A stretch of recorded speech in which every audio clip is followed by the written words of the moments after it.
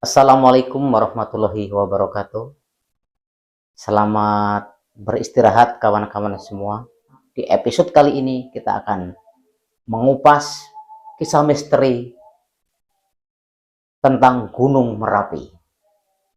Kita panggil narasumber kita, Mas Cinta.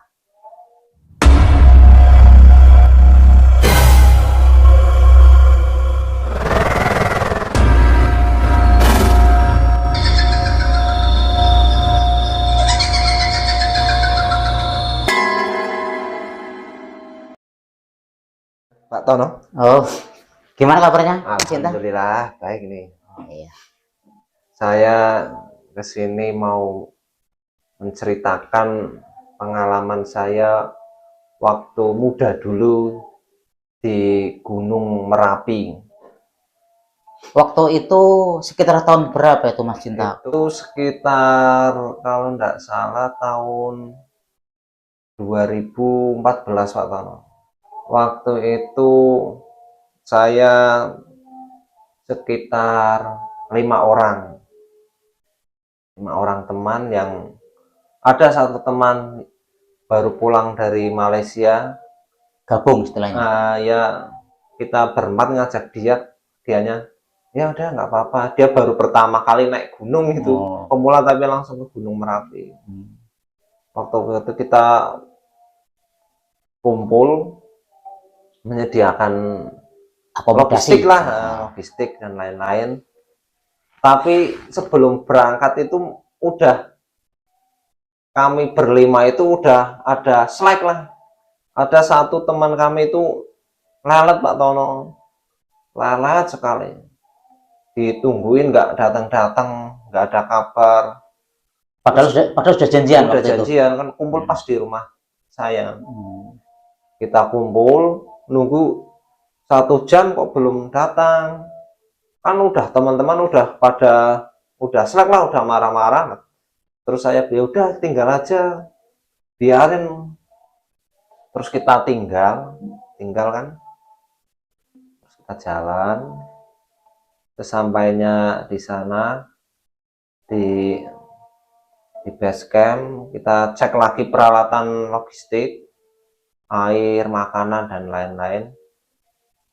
Terus kita registrasi, udah siap semua perlengkapan.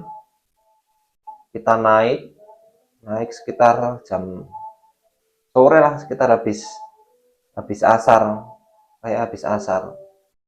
Kita naik, sesampai di pos 3 ya,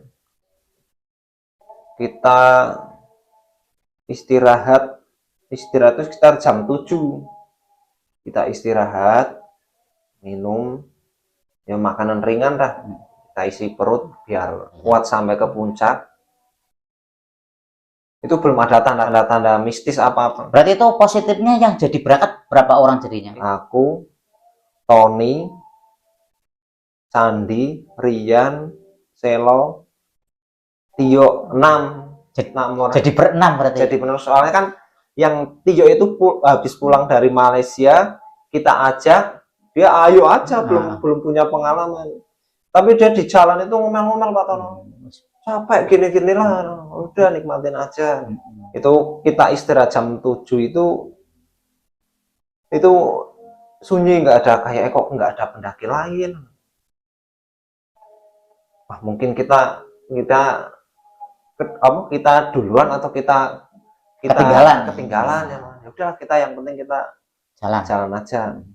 Itu sebelum kita berangkat ke Gunung Merapi itu ada salah satu senior kita lah, itu bilang hati-hati kalau naik ke Gunung Merapi. Biasanya nanti di sana kalau baru pertama kali naik Gunung Merapi, kita itu akan dilihatin penampakan macan putih Pak Tono katanya.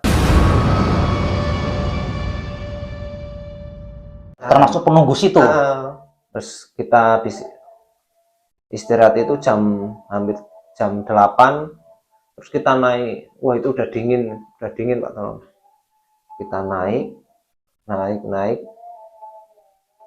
kita nyampe di hampir di puncak lah. Di situ ada makam pendaki Pak Tono.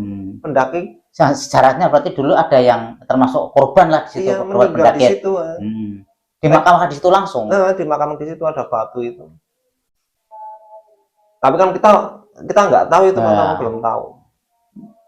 Saya bilang ini udah malam nih, gimana nih? Nggak mungkin ke puncak.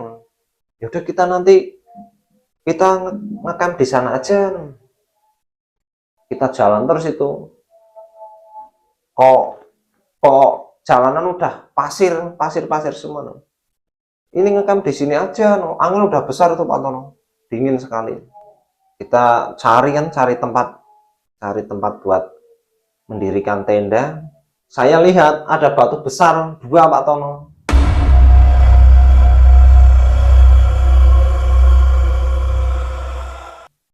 Berarti di kanan sama di kiri ini.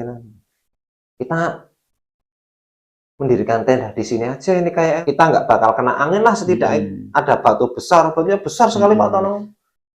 Udah kita dirikan tenda jadi. Saya kebelet pipis Pak Tono. Itu udah nggak tahan lagi itu pipisnya.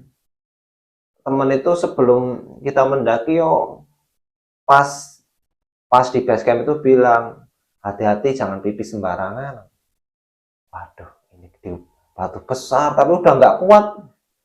Saya ambil botol aqua, terus ya saya pipis di situ. Taruh di aqua lah istilahnya. Terus saya taruh.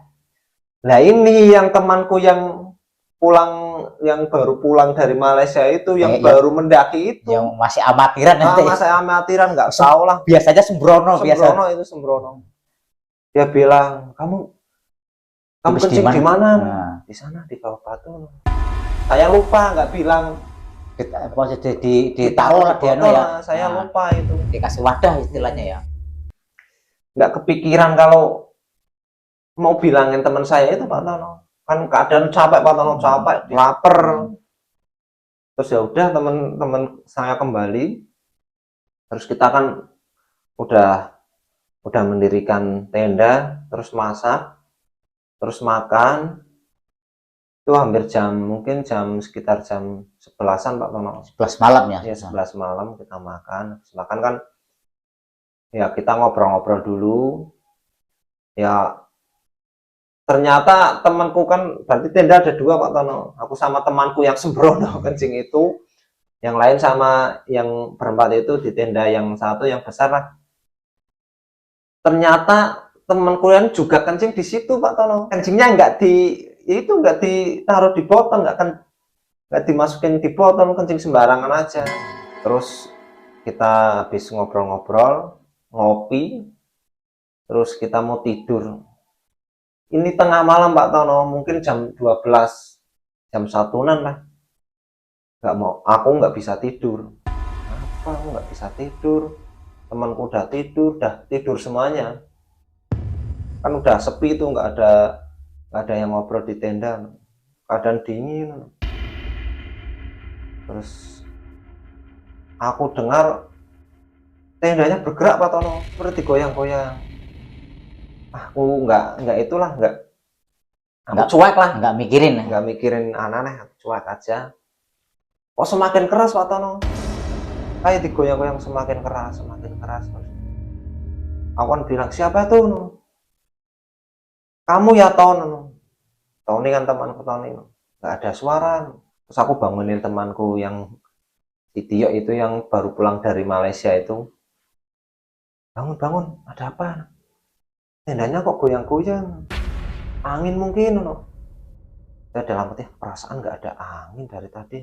Cuman keadaan hening lah, tenang, tapi dingin sekali Pak Tono. Terus dia tidur. Aku nggak bisa tidur Pak Tono. Nggak bisa tidur. Si Tio-nya ini cuek, nggak tidur aja. Kalau udah marah-marah, udah capek katanya. Nggak ada prihatin-prihatinnya gitu ya. Selang berapa menit, kejadian lagi Pak Tono. Goyang. Aku tambah penasaran, ini sebenarnya apa nih? Ada apa ini kok tendanya goyang padahal nggak ada angin. Goyang. Aku diemin, tambah kencang Pak Tono. Itu lebih kencang dari yang pertama Pak Tono. Kencang. Ya kayak di guru-guru gitu Pak Tono. Diguyang-guyang. Terus saya bilang, woi siapa itu? Jangan begitu, enggak. Masih goyang Pak Tono. Terus aku kan intinya jengkel lah. Siapa ini?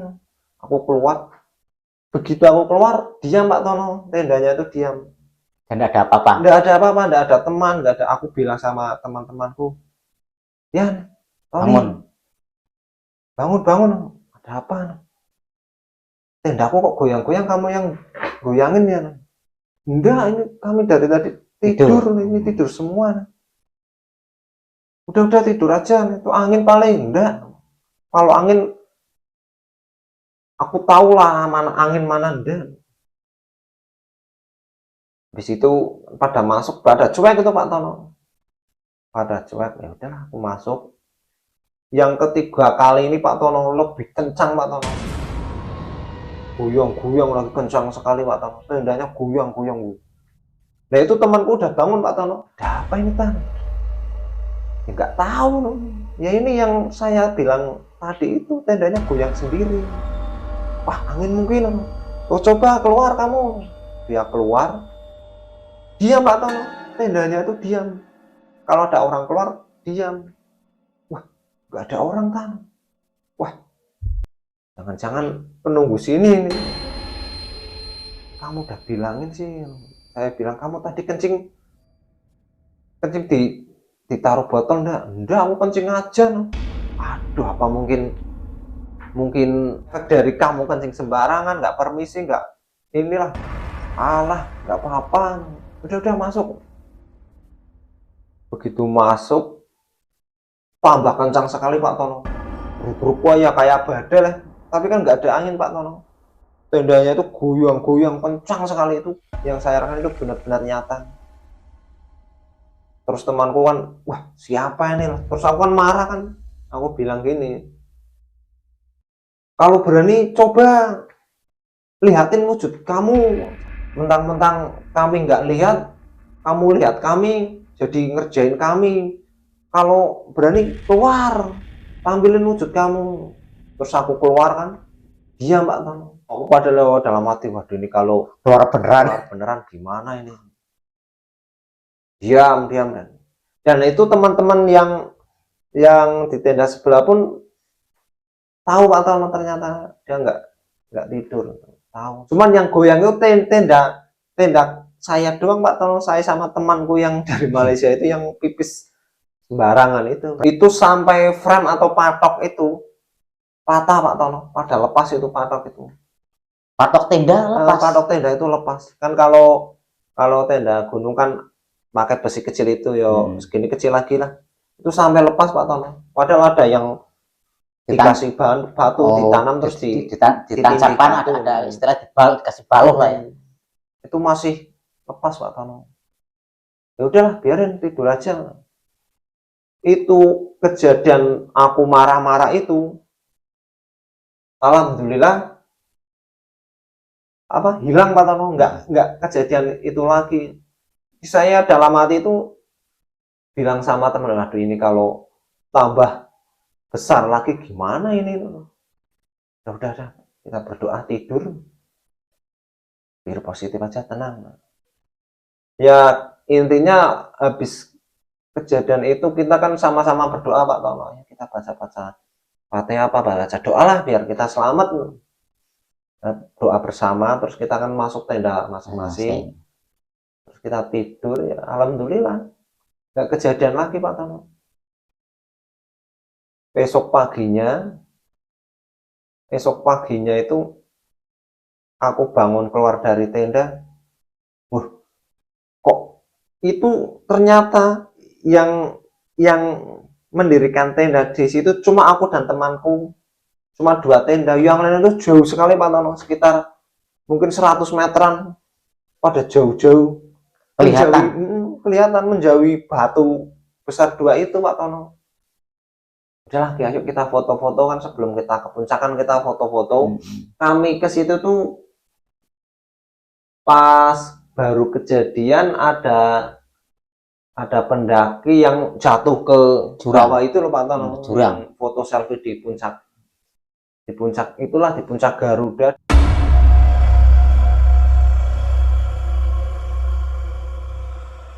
Yang jatuh itu ke sana, jatuh ke jurang lah, ke kawah itu Pak Tono. Dulu kan ramai sekali tuh beritanya.